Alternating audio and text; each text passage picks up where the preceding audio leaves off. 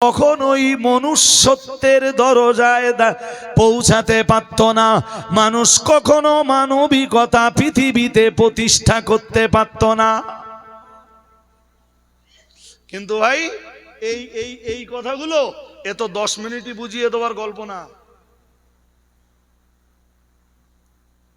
কোরআন না হলে অধিকার প্রতিষ্ঠিত হতো না, মানবিকতা প্রতিষ্ঠিত হতো না, মানুষ অবিবেচক হয়ে যেত, মানুষ বিবেকহীন হয়ে পড়ত। কোরআন পৃথিবীতে এসে তো মানুষের বিবেকের দরজাকে ওপেন করে দিয়েছে। সুবহানাল্লাহ বলতে পারেন না? আর একটু মন খুলে বলুন। আমি আরো গুচ্ছ গুচ্ছ উদাহরণ দিতে পারবো আপনাকে, জি, বাট আজকের মজলিস আমি এই পর্যন্ত আমার বক্তব্য ক্লোজ করছি। যারা অন্তত আপনারা যারা আজকের মজলিসে এসছেন খানিকটা হলেও বুঝেছেন যে কোরআন আল্লাহর দয়া কেন। হ্যাঁ না বলবেন তো? পেরেছেন না? জি, বাট যে মানুষগুলো শুনছিল তারা সবাই থাকলে আমি আত্মিকভাবে আর একটু তৃপ্ত হতাম। জি, আসলে মেবি তারা হয়তো আমাকে অনেকেই চেনে না, অথবা আমার ভাব ভাষা দেখে শুনে প্রথম অবস্থায় তারা জি সিদ্ধান্ত নিয়ে উঠতে পারিনি। বাট আমি আমার কথাগুলো বলতে পেরে আনন্দিত। হ্যাঁ, তো একদম শেষ পর্যায়ে আমার আগের হজরতের কাছে, জি, সেই বাসন্তী থেকে আগত হাফেজ মোহতারাম ভাই সাইফুল্লাহ সাহেব, তার কাছে অনেক দান দাক্ষিণ্যতা দিয়েছেন। আমি শেষ লগ্নে জানি না এই মাদ্রাসাতে কখনো আল্লাহ আমার আর আসার সুযোগ দিবেন কিনা, সে তো তিনিই ভালো জানেন। তো আজকে এসছি, অনেক দান দাক্ষিণ্যতা বিদায়ী হজরতের কাছে দিয়েছেন। আমি এই স্বল্প লোকের মাঝে আপনাদেরকে নিয়ে একটু হাত পাচ্ছি। আমার কাছে কিছু দেওয়ার আছেন। মায়েরা যারা আছেন বিদায়ী হজরতের কাছে দিয়েছেন, মায়েরা বোনেরা অনেকেই আছেন, জি, তো আপনারা যদি একটু কিছু পাঠাতে পারেন, যদি সম্ভব হয় মেহেরবানি করে একটু কিছু পাঠানোর জন্যে আমি আপনাদেরকে আবেদন করছি। মা, যদি সম্ভব হয় কিছু তো পাঠান। ভালো আছেন ভাই? পরবর্তী হজরত তিনি এসেও পড়েছেন। আমি আপনাদের থেকে বিদায় নিচ্ছি। আমার ভাষাগত ত্রুটি বিচ্যুতি ক্ষমা করবেন। আর কোরআন হাদিস অ্যাপ্লাই করতে যেয়ে কিছু ভুল যদি হয়ে থাকে, আল্লাহর হস্তে ভাষাগত ত্রুটিটা আপনারা ক্ষমা করবেন। আর কোরআন হাদিস অ্যাপ্লাই করতে কিছু ভুল করে থাকলে সেজন্য তো ক্ষমা চেয়ে আপনাদের কাছে লাভ হবে না। তার জন্যে ক্ষমাকারী আল্লাহ নিশ্চয়ই তিনি ক্ষমা করবেন। এসে দেখলাম মাদ্রাসাও বড়, শুনেছি নাম অনেক আগে, বাট আজকে মাদ্রাসা দেখে খুব ভালো লেগেছে আমার। আমি শিক্ষার বন্ধু, আমি এডুকেশনের বন্ধু। যে কোন শিক্ষা? যেই শিক্ষা মানুষকে মানুষ বানায়। যেটা বলছিলাম ওটা শেষ করে নেই, একটুখানি বাকি আছে। আর সেটা হলো আল্লাহ পাক মানুষকে অনেকগুলি অধিকার দিয়েছেন। মানুষের প্রথম অধিকার কি জানেন? বলতে পারবেন? আমরা আবেগে ভেসে যাওয়া লোক। আমরা জলসা জুলুসের মজলিসে বা কোনো মজমুয়াতে বসলেও সেখানেও আবেগে ভেসে যাই। মানুষের অনেকগুলো অধিকার আছে, তার ভিতরের প্রথম অধিকার যেটা, সেটা তার বাঁচবার অধিকার। বলুন আলহামদুলিল্লাহ। কিসের অধিকার? বেঁচে থাকবার অধিকার। এই অধিকারটা প্রতিষ্ঠা করেছেন মুহাম্মাদুর রাসূলুল্লাহ সাল্লাল্লাহু আলাইহি ওয়াসাল্লাম। নির্দেশ আল্লাহর, প্রতিষ্ঠা করার দায়িত্ব বিশ্বনবীর। রসুল যখন পৃথিবীতে এলেন তখন তো বিপুল রক্তারক্তি। রসুল যখন ইন্তেকাল করছেন তখন আরব দুনিয়ায় রক্তারক্তি বন্ধ। তাহলে মানুষের বাঁচবার যে অধিকারটা, এই অধিকারটা প্রতিষ্ঠা করেছেন কে? বলবেন তো? নির্দেশ আল্লাহর। তা বাস্তবায়নের দায়িত্ব রাহমাতুল লিল আলামিনের উপর। সুবহানাল্লাহ। আর একটু মন খুলে বলুন, বাঁচবার অধিকার শুধু মানুষের না, এ অধিকার পশুরও আছে। কিছু অধিকার আল্লাহ মানুষকে যেমন দিয়েছেন পশুকেও তেমন দিয়েছেন, আবার কিছু অধিকার আল্লাহ শুধু মানুষকে দিয়েছেন, পশুরে অধিকার দেননি। যেমন ধর্ম পালনের অধিকার, ধর্ম পালনের অধিকার আল্লাহ কোনো পশুরে বলুন, বিবাহ করার অধিকার কোনো পশুরে আল্লাহ দেয়নি। কোরআন বলেছে, আমার যেটা বলার দরকার সেখানে পৌঁছে গেছি। আল্লাহ বলেন ফানকিহু মা তাবা লাকুম মিনান নিসা মাসনা ওয়া সুলাসা ওয়া রুবা ফাইন খিফতুম আল্লা তা'দিলু ফাওয়াহিদা। আল্লাহ বলেন তোমরা হালাল মেয়েদের ভিতর থেকে পছন্দ মতো 2, 3, 4 পর্যন্ত বিবাহ করো। যদি তোমার ভয় হয় যে 2, 3, 4 বিয়ে করলে সমান ব্যবহার করতে পারবা না, তাহলে তোমার মতো পুরুষের জন্য একটাই যথেষ্ট। তাহলে বিয়ের অধিকারটা কে দিয়েছেন? কথা বলে না। বিয়ের অধিকারটা দিয়েছেন বলেই আল্লাহ জেনার দরজাটা বন্ধ করে দিয়েছেন।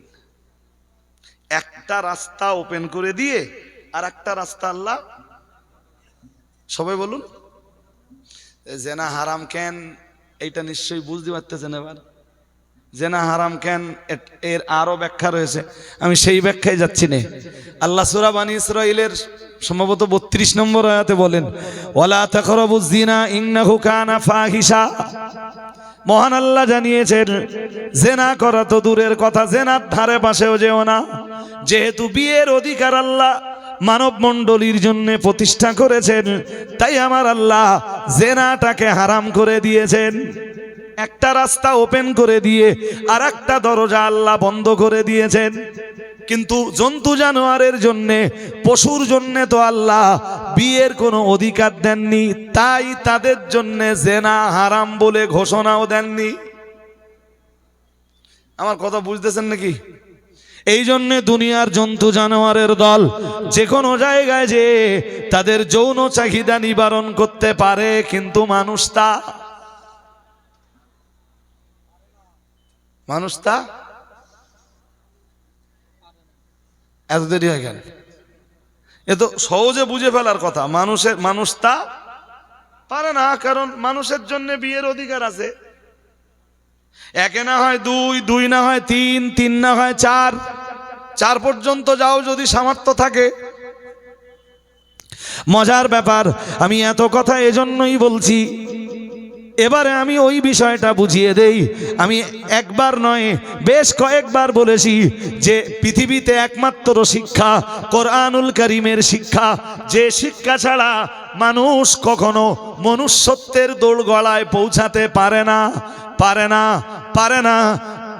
কোরআন একমাত্র শিক্ষা যে শিক্ষা মানবিকতা প্রতিষ্ঠা করে। সুবহানাল্লাহ।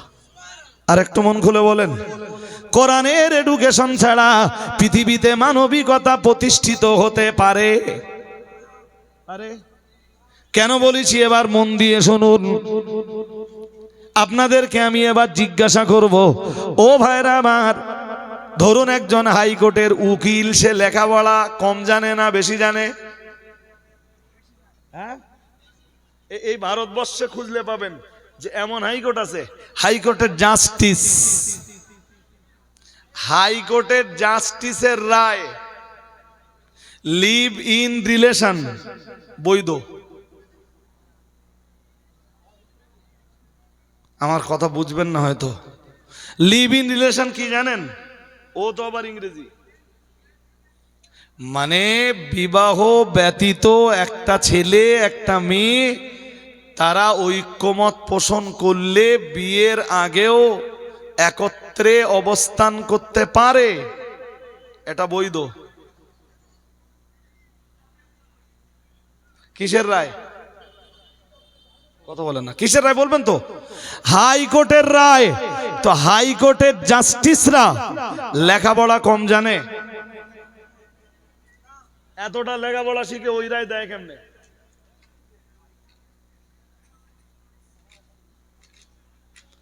দুনিয়ার জন্তু জানোয়ারদেরকে মহান আল্লাহ বিবাহ করার অধিকার দেননি, তাই তারা যেখানে সেখানে নিজেদের যৌন চাহিদা নিবারণ করতে পারে। ও বাবাজিরা ভাইরা, মানুষের জন্য আমার আল্লাহ বিয়ের অধিকার যেমন প্রতিষ্ঠা করেছেন, ঠিক তথাই বছর জেনার দরজা আল্লাহ বন্ধ করে দিয়েছেন। এরপরেও যদি মানুষ যত্তর তত্তর নিজের যেখানে সেখানে নিজের যৌবনের চাহিদাকে নিবারণ করতে চায়, তাহলে মানুষের সাথে জন্তু জানোয়ারের আর তফাৎ থাকবে কোথায়?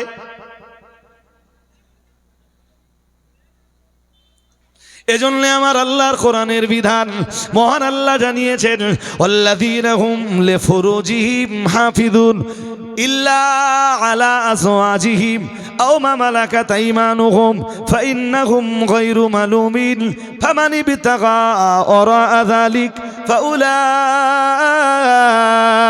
হুমুল আদুন। মহান আল্লাহ ঈমানওয়ালা মানুষদের গুণের বিবরণ দিতে যেয়ে বললেন, জান্নাতি মানুষের গুণের বিবরণ দিতে যেয়ে বললেন, দুনিয়ার জান্নাতি মানুষ যারা, যে মানুষগুলোরে আমার আল্লাহ পরকালে জান্নাত দান করবেন, ওই মানুষগুলো দুনিয়ায় ওয়াল্লাযীনা হুম লিফুরুজিহিম হাফিযুন, তারা তাদের লজ্জাস্থানকে সংরক্ষণ করবে। পুরুষ হলে তার যৌবনকে স্ত্রী ব্যতীত কারোর জন্য ব্যবহার করবে না, আর নারী হলে তার যৌবনকে স্বামী ছাড়া অন্য কারোর জন্য ব্যবহার করবে না। মহান আল্লাহ এই ক্যাটাগরির মানুষদের জন্য যেমন জান্নাতের খোঁজখবরি দিয়েছেন, ঠিক তথাই বছর দুনিয়ায় যারা জেনায় লিপ্ত হয়, ব্যভিচারে লিপ্ত হয়, অশ্লীলতায় লিপ্ত হয়, বেলেল্লাপনায় যারা লিপ্ত হয়, মহান আল্লাহ তাদের জন্য জাহান্নামের দুঃসংবাদটাও কোরআনে শুনিয়েছেন। ও বাবাজিরা ভাইরা, আমার বলার উদ্দেশ্য হলো, মানুষ যদি দুনিয়ার এই মানুষগুলো যাদের সৃষ্টির ব্যাপারে আমার আল্লাহ জানিয়েছেন, লাকাদ খালাকনাল ইনসানা ফি আহসানি তাকওয়িম, যাদেরকে আমার আল্লাহ সর্বোত্তম কাঠামো দিয়ে, সর্বোত্তম সূরত দিয়ে সৃষ্টি করেছেন। শুধু সর্বোত্তম সূরত দিয়ে সৃষ্টি করেননি, মহান আল্লাহ অন্য আয়াতে জানিয়েছেন, ওয়ালাকাদ কাররামনা বানি আদামা ওয়া হামালনাহুম ফিল বাররি ওয়াল বাহরি ওয়া রাযাকনাহুম মিনাত তাইয়্যিবাতি ওয়া ফাদ্দালনাহুম আলা কাসীরিম মিম্মান খালাকনা তাফদীলা। মহান আল্লাহ কি সুন্দর করে জানিয়েছেন, এই আয়াতের শেষ অংশে বলেছেন, ও ফাদ্দালনাহুম আলা কাসীরিম মিম্মান খালাকনা তাফদীলা। আর আমার যত সৃষ্টি আছে, আমার तमाम সৃষ্টির উপরে আমি আল্লাহ মানব মণ্ডলীকে মর্যাদা দান করেছি। তাহলে একদিকে সৃষ্টিগত দিক দিয়ে যেমন মানুষ শ্রেষ্ঠ, ঠিক তথাই মর্যাদাগত দিক দিয়েও তামাম মখলুকের উপর এই মানুষের মর্যাদা। সেই মানুষ যদি যাদের আল্লাহ বিয়ে বিভাগের অধিকার দিয়েছেন, দিয়ে জেনার দরজা যাদের জন্য বন্ধ করে দিয়েছেন, এরপরেও যদি এই মানব মণ্ডলী যত্তর তত্তর নিজের যৌনাচারে লিপ্ত হয়ে যায়, জন্তু জানোয়ারের সঙ্গে, কুকুর বিড়ালের সঙ্গে মানুষের তখন আর তো পার্থক্য থাকে কোথায়? অথচ এরাই যারা দিচ্ছে, এ সিদ্ধান্ত যারা চাপিয়ে দিচ্ছে, তারা হাইকোর্টের জাস্টিস। লেখাপড়া কম জানে, আরে হ্যাঁ না বলেন, লেখাপড়া কম জানে। এর ফলে যদি কি কোনো বাচ্চা আসে, সে বাচ্চা আমাদের পরিভাষায় আমরা বলে থাকি জারজ সন্তান। জেনা যদি অ্যাভেলেবেল হয়ে যায়, তাহলে জারজ সন্তানের পরিমাণ পৃথিবীতে বাড়বে। আর জারজ সন্তান পৃথিবীতে যত বাড়বে, এই পৃথিবীতে মারামারি, কাটাকাটি, খুন খরাবি, হত্যা, জখম ইত্যাদি শুধু বাড়তেই থাকবে। অরাজকতা, বিশৃঙ্খলা শুধু হতেই থাকবে। বলুন নাউজুবিল্লাহ, একটু জোর করে বলেন। কারণ সুসন্তান পৃথিবীর মানুষের জন্যে আমার আল্লাহর রহমত যেমন ডেকে আনে, কুসন্তানে পৃথিবীর মানুষের জন্যে হরকত ডেকে আনে। নাউজুবিল্লাহ বলুন, আরো জোর করে বলেন। এই বিপুল পরিমাণ সারা পৃথিবী জুড়ে যখন হায়ার এডুকেটেড পার্সনরাও জেনা ব্যভিচারের অনুমোদন দেয়, ও বাবাজিরা ভাইরা, এর ফলে পৃথিবীতে যারও সন্তান এসে যাওয়াটাই তো স্বাভাবিক। যদি আপনি ইউরোপে সন্ধান করেন, যদি আমেরিকাতে সন্ধান করেন, পৃথিবীতে কোনো বাচ্চা এলে বাবার নামে পরিচয় হয় না, বাচ্চার পরিচয় পায় মায়ের নামে। মানে বাবা যে কে মাই জানে না। নাউজুবিল্লাহ, একটু জোর করে বলেন। আপনি বলতে পারেন এতে আবার অসুবিধা কোথায়, মায়ের নামে পরিচয় পেলেও তো চলবে। আমিও বলছি চলতে পারে, কিন্তু দুনিয়ার স্বাভাবিক যে নিয়ম, এই নিয়মটা নিশ্চয়ই আপনি দেখেছেন। একটা কুকুরের বাচ্চা হয়, কুকুরের বাচ্চা পৃথিবীতে এসে মায় চেনে। বিড়ালের একটা বাচ্চা হয়, বিড়ালের বাচ্চা পৃথিবীতে এসে মা চেনে। ছাগলের বাচ্চা পৃথিবীতে এসে কি চেনে? মায়ের পরিচয়ে তার পরিচয়। ঠিক বলছি নাকি? হ্যাঁ। তাহলে ছাগলের বাচ্চা, গরুর বাছুর, কুত্তার বাচ্চা, বিড়ালের বাচ্চা, এদের সবার পরিচয়ে মায়ের পরিচয়। যদি মানুষের পরিচয়টাও মায়ের পরিচয় হয়, তাহলে মানুষের বাচ্চা আর কুত্তার বাচ্চার সাথে তফাৎ থাকবে কোথায়? ওই কারণেই তো পৃথিবীর কোন শিক্ষা মানুষকে মানুষ বানানোর জন্য